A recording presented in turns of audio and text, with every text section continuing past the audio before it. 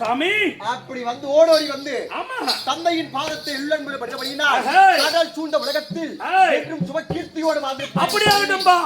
தந்தையாரின் ஆசீர்வாதம் இருந்தாலும் ஆற்று சபை 101 1000 1ஆம் புலவர் கூந்தவரானார் கோடிகள் ஒருவர் வார்த்தை 16000 ஒருவர் தண்டா திரிமேதா முண்டா முண்டு என்று சொல்லக்கூடிய அப்பை பிராட்டி உரைத்த வண்ணம் சபைக்கன் கீர்த்தியாக பிரசனமாக அடியேன் யாரு வேடம் தாங்கி வந்திருக்கிறேன் எங்கு வசிக்கக்கூடியவர் சொல்லுமா வேணாவா? ஆமாம்மா கிட்டும்பா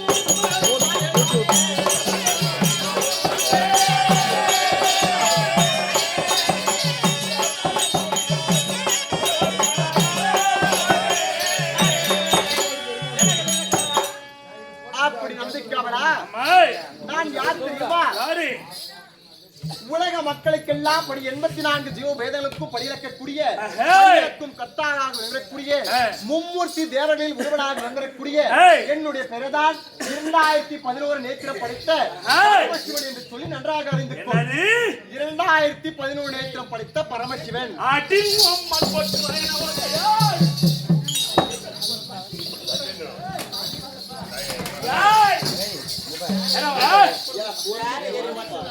சம்பளம் கொடுக்க மாட்டாங்க.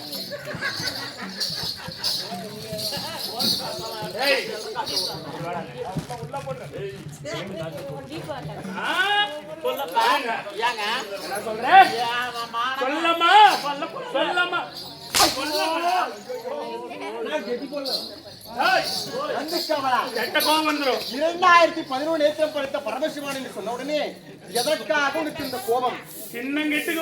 காரணம் எப்படின்னா அடக்கம் அமரருள் உயிக்கும் அடங்காமை ஆறில் உயித்து விடும் சொல்லி ஆதி நாளையில் திருவள்ளுவர் படைச்சாட்டிக்கிற வண்ணமாக அடக்கம் எப்படி உலகத்தோட எல்லாமே பெருசு, அடக்கம் இல்லைன்னு சொன்னா அகில உலகமே இருளோங்கி போயிருமா, அதே போல அடக்கம் உலகத்தோடு இருக்கணும். எதற்காக மானிட பிறந்தை அனைத்து மனிதர்களுக்குமே 2 கண்ணுதான், 2 கண் தான். ஆனா 2011 சொல்றியே 2011 நேத்திரம் படைத்த பரமசிவன் சொல்ல உடனே உனக்கு எங்கெங்க இருக்கிறது கண்ணு பட்டு 2000 நேத்திரம் படைத்த பரமசிவன் ஆகிய உனக்கு எப்படி 2011 நேத்திரம் வந்தது அப்படின்னு உனக்கு தெளிவா தெரியணும் இல்லையா? என்னப்பா சொல்லணும். அப்படி இருந்தாலும் எனக்கு இருப்பது எத்தனை சிரம்? 5 சிரம். எனக்கு இருப்பதோ 5 சிரம். 5 சிறக்கு தலைக்கு 2 கண்கள் என்று சொன்னார் 10. என் ஜடாபாரத்தில் இருக்கக்கூடிய ஆதிசேஷன் 1000 பலாமுடி படைத்த ஆதிசேஷனுக்கோ 1000 தலை இருக்கு. 1000 தலை என்று சொன்னால் எத்தனை? 1000 தலைக்கு 2ன்னா 1000 பெருக்கல் 2 2000 கண்ணு. மொத்தம் 5 தலைக்கு 10. ஆதிசேஷனுக்கோ 1000 தலைக்கு 2000 கண். 2010 ஆனதா? இருந்தாலும் அப்படி முன்னாடி போ. இதோ என்னை நன்றாக உற்றுப்பார். எப்படி நடுவுலனா இங்க சென்டர்ல நெற்றிக்கண் நெற்றிக்கண் ஒன்று. ஆமாங்க. அதனால எனக்கோ இப்ப எவ்வளவு 2000 ஒரு 10 2010 ஒரு 2000 2011 சரியா போச்சு. சரியா போச்சா? செயற்கை கை என்று சொல்லி ஒரு சிலரும் சொல்லுவாங்க. ஆமா. செயற்கை கண் என்று சொன்னா 11 கண்ணு செயற்கை கண்ணா சொல்லுவாங்க. ஆமா. இல்லையா? நான் ஏறக்கூடிய நந்தி வாகனத்திற்கு 2 கண். இல்லையா? என் கையில் இருக்கக்கூடிய மான் மழுவிற்கு 2 கண். 2 கண். இல்லையா? என் ஜடாபாரத்தில் அங்க அமர்ந்திருக்கக்கூடிய கங்காதேவிக்கோ 2 கண். என் இடபாகத்திலே குடியிருக்கக்கூடிய உமா மகேஸ்வரிக்கு 2 கண். 2 கண். இல்லையா? ஆமா. அப்படி இருந்தாலும் செயற்கை கண்கள் இதெல்லாம். இருந்தாலும் உண்மையாவே பரமசிவனுக்கு வந்து 5 சிரம். சரிங்க. தலைக்கு 2 கண்ணுன்னு சொன்னா 10 கண். ஆமாங்க. நெற்றியில் இருப்பதோட ஆமாங்க. நெற்றிக்கண். உமா ஆதி நாளில் உலகத்தை பிரபஞ்சப்படுத்துவதற்காக என் தேவியாக விளங்கக்கூடிய உமா மகேஸ்வரி இப்பதான் வரேமா யுகமோ 4 இப்ப நடக்கக்கூடியதோட 4. ஆமாங்க. கிரேதா திரேதா துவாபரி நடக்கக்கூடியது கலியுகம். அப்படி கிரேதா யுகத்திலே புண்ணியமகமாக இருக்கக்கூடிய வேளையில் ஜலமயமாக இருக்கக்கூடிய வேளையில் யார் பிறந்தது? ஓம் என்ற சத்தத்தில் ரீங்காரமிட்டு பல்லாயிரக்கணக்கான வருடங்களாக துஷக்கம்பமாகப்பட்டது ஒன்று ஒளித்திருந்தது. அந்த துஷக்கம்பளத்தில் அக்னி குழம்பாகப்பட்டது வெளிப்பட்டு 16 வயது மங்கையாக ஓம் என்ற சத்தத்தில் பிறந்தபடியினால் கிரேதா யுகத்தில் ஓம் சக்தி அப்படி என்று சொல்லி உமா பார்வதியாக ஜன்மித்தாள். அப்படி பிறந்த காரணத்தினால் பிறந்தோடு எப்படி இருக்கிறார்? போல ரூபத்தோடு 16 வயது மங்கையாக கண்களில் நெற்றிக் கண்ணோடு பிறந்திருக்கிறார். முக்கண்ணின் முதல் அவளுக்குதான் பேரு. அந்த நெற்றிக்கண் இடத்தில் கொடுத்ததை உண்டானால் திருமணம் செய்துகிறேன் சொல்ல வேண்டி நெற்றிக்கண் இடத்தில் கொடுத்தால் அதனாலதான் என்னுடைய பெயர் 2011 படித்த பரமசிவன் என்று அழுகிக்கொள். இருந்தாலும் நந்திக்காக இந்த மாதிரிலாம் இருக்க கூடாது. சரிங்க.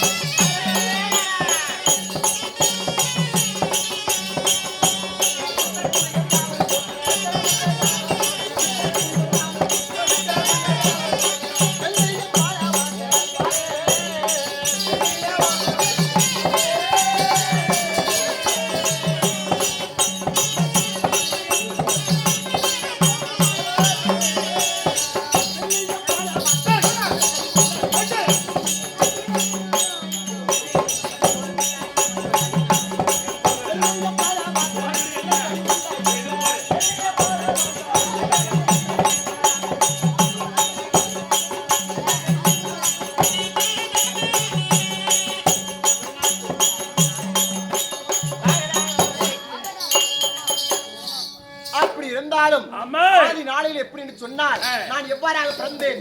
நான் தில்லை நடராஜராக பிறந்தேன். திரேதா யுகத்தில் இல்லையா? திரேதா யுகத்தில் எப்படி பிறந்தேன்? நான் தில்லை நடராஜராக பிறந்தேன். என் மனைவியாக விளங்கக்கூடிய உமா மகேஸ்வரி எப்படி பிறந்தாள்? சிவகாமியாக பிறந்தாள். சிவகாமியாக பிறந்து என் மனைவியாக விளங்கக்கூடிய உமா மகேஸ்வரி என்ன செய்கிறார்? உலகத்தில் பெண்கள் எப்படி உயர்ந்தவர்கள் அப்படி என்று சொல்லி கர்வத்தோடு ஆடிக்கொண்டிருக்கிறார். தாண்டவம் ஆடுவதில் சிவகாமியா இருக்கக்கூடிய வேளையில் ருத்ர தாண்டவம் ஆடிக்கொண்டிருக்கிறார். அப்பொழுது அனைவரும் இதை போல் தேவர்கள் எல்லாம் சூழ்ந்திருக்கக்கூடிய வேளையில் எங்களுக்கு என்று சொல்லக்கூடிய அதாவது உலகத்தில் 3 லோகம் சிறந்த லோகம் வெள்ளிமலை என்று சொல்லக்கூடிய கைலாயம் ஒன்று நான் வசித்து வரக்கூடியது. வைகுந்த வாசராக மைத்துனராக வரக்கூடிய விஷ்ணு பகவான் வசிக்கக்கூடியதோ வைகுந்தம். படைக்கும் தொழிலுக்கு அதிபதியாக வரக்கூடிய பிரம்மதேவர். அப்படி ஆட்கள் அடித்தல் காத்தல் சொல்லக்கூடிய முத்தொழில் 3 எப்படி மும்மூர்த்தி தேவர்களுக்கும் 3 நாடுகள் இருக்கிறது. அப்படி இருக்கக்கூடிய வேளையில் அப்படி இதை போல் ஒரு தில்லையிலே வந்து நடமாடிக்கொண்டிருக்கிறோம். உமா மகேஸ்வரி உமா மகேஸ்வரி அவர் என்ன பண்ணிருக்கிறார்? அகங்காரத்தோடு ஆடிக்கொண்டிருக்கிறார். என்ன செய்தேன் தெரியுமா? கூட போட்டு இந்த உலகத்தில் என்ன எனக்கு எப்படி எனக்கு நிகராக தாண்டவம் ஆடுவதில் எந்த ஒரு ஆண்மகனும் கிடையாது அப்படின்னு சொல்லி கர்வத்தோடு ஆடிக்கொண்டிருக்கிறார். அப்பொழுது என் மைத்துனராகப்பட்ட யார் அவரு? வைகுந்தவாசர் சொல்கிறார், ஆண் குலத்துக்கே அவமானமா போச்சு. பெண்ணாகப்பட்டவள் பார்வதி இப்படி ஆடிக்கொண்டிருக்கிறார். அவருக்கு நிகராக தாண்டவம் ஆடுவதில் இந்த ஒரு உலகத்தில் எந்த ஒரு ஆண்மகனே கிடையாது. ஆண் குலத்திற்கே அவமானம் என்று சொல்லி இருக்கிறார். உடனே நான் பார்த்தேன், அங்கிருந்து அவளுக்கு நிகராக நான் தாண்டவம் ஆடிக்கொண்டிருக்கிறேன். தாண்டவம் ஆடக்கூடிய வேதியில் அவளை என்னால ஜெயிக்கவே முடியல. அப்படியே ரெண்டு பேரும் போட்டா போட்டி மேல ஆடுறீங்க. போட்டி சரியாக ஆடி ஆடு அம்மான ஆடு ஆடி நேர்றீங்க. மாநாடு மழுவாடு அந்த மாடு அகில சராசரமே ஆடிக்கொண்டிருக்கிறது. அப்பொழுது எப்படியாவது பார்வதியை ஜெயித்து ஆக வேண்டும் என்பதற்காக நான் என்ன செய்தேன் தெரியுமா? சொல்கிறேன் பா.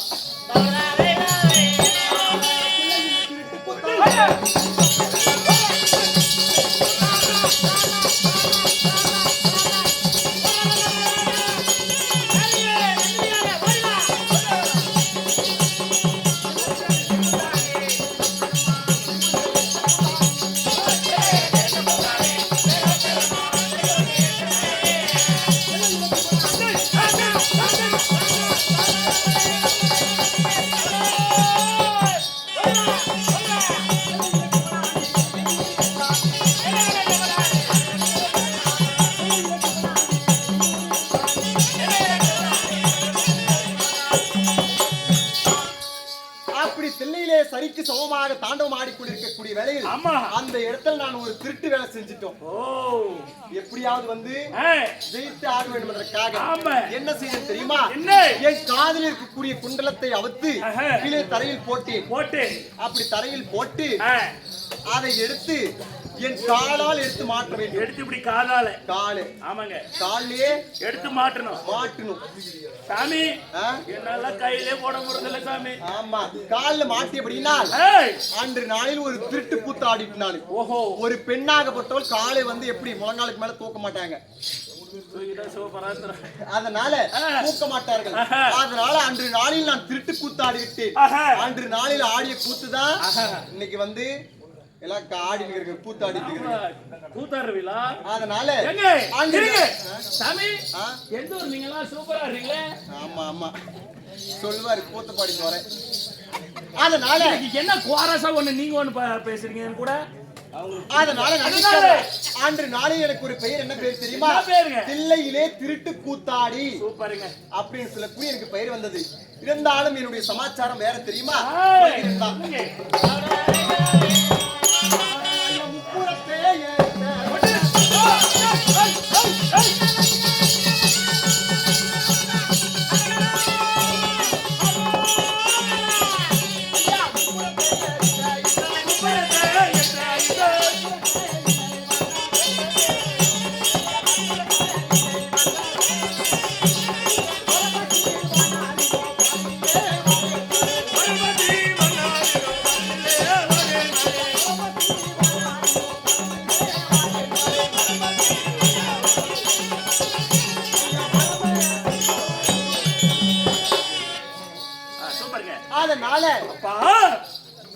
முப்புறத்தை எரித்த ஈஸ்வர் என்று சொல்லக்கூடிய பெயராகப்பட்டது எனக்கு ஒன்று வந்திருக்கிறது. எப்படி தெரியுமா? முப்புற நகரத்தை எரித்து இருக்கிறேன். மூன்றுமே வந்து அன்று நாளில் பார்த்தால் பிரம்மனை கோரி 3 அரக்கராகப்பட்டவர் தவம் இருந்தார்கள். யார் யார் தெரியுமா? வித்தியன் மாலி அப்படின்னு சொல்லக்கூடிய அவங்க அண்ணன் தம்பி 3 பேர் வந்து 3 பேர் தவம் இருக்கிறார்கள். 3 அண்ணன் தம்பி ஒரே வழியில் வந்தவர்கள். அவர்களுக்கென்று எங்களுக்கென்று ஒரு நாடாகப்பட்டது வேண்டும் என்று சொல்லி பல்லாயிரக்கணக்கான வருடங்களாக பிரம்மனை கோரி தவம் இருக்கிறார்கள். பிரம்மன் வந்து எப்படி படைக்கும் தொழிலுக்கு அதிபதி. இன்னும் கதை முடியலையா? கூட செல்லு பாக்குறீங்கன்னா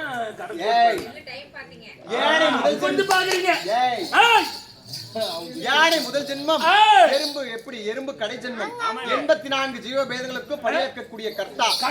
அப்படிப்பட்ட பிரம்மனை கோரி எப்படி தவம் இருந்து வரத்தை வாங்கியது உண்டானால் நிச்சயமாக எவர் ஒருவாலும் அளிக்க முடியாது என்பதற்காக, அதாவது சிவபெருமான் கிட்ட வந்து வரத்தை வாங்க என்ன பண்ணலாம்?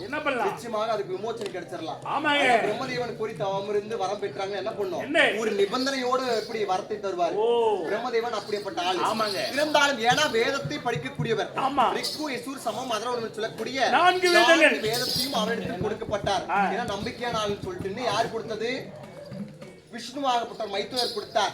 அப்படி இருக்கக்கூடிய வேளையில் அவர் அந்த அரக்கர்களாகப்பட்டவர் வித்தியன் மாளியை சேர்ந்தவர்கள் என்ன செய்தார்கள் தெரியுமா? அதாவது எங்களுக்கென்று ஒரு நாடாகப்பட்டது வேண்டும். இரும்பு பட்டணம், பொன் பட்டணம், வெள்ளி பட்டணம் இல்லையா? ஞாபகம் வருதா? மக்கள் டிவில ஆடுன்னு நானே அந்த வேஷம். அதனால அப்படி பொன்படம்னு சொல்லக்கூடிய எங்களுக்கு 3 நாடாகப்பட்டது வேண்டும். ஆமாங்க. 3 நாட்டிற்கும் நாங்களே தலைவராக இருக்க வேண்டும். அப்படி தலைவராக இருக்கக்கூடியவள் வருடத்திற்கு ஒரு முறை மட்டுமே அந்த 3 நாடாகப்பட்டதும் ஒரே வியவனாக சேரணும். அதாவது ஒருக்கு நேர்கோட்டில் சேரணும்.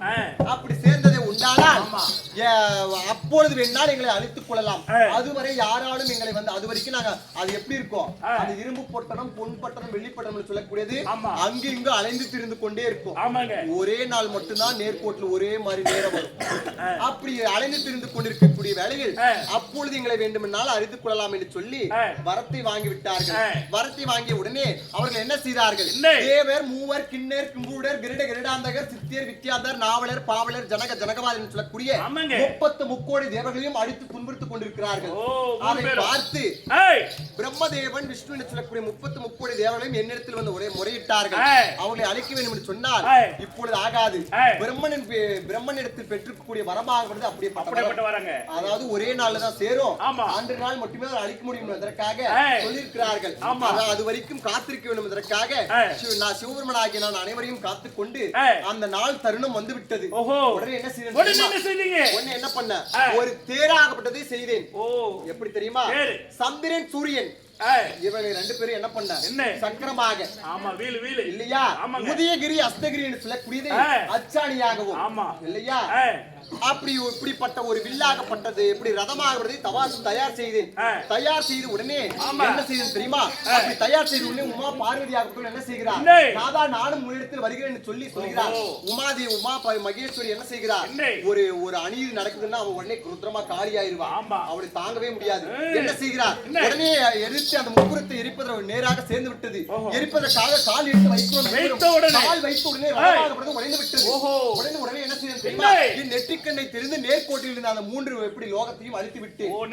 அந்த 3 லோகத்தையும் முப்புறத்தையும் எரித்து விட்டேன். அதனால என்னுடைய பெயர் என்ன? முப்புறத்தை எரித்த ஈஸ்வரன் என்று சொல்லக்கூடிய பெயராகப்பட்டது எனக்கு வந்தது. சரிங்க இல்லையா? அது மட்டும் கிடையாது. வேற எப்படி தெரியுமா? நீ அவதாரத்தை சொல்லிக்கிட்டுமா?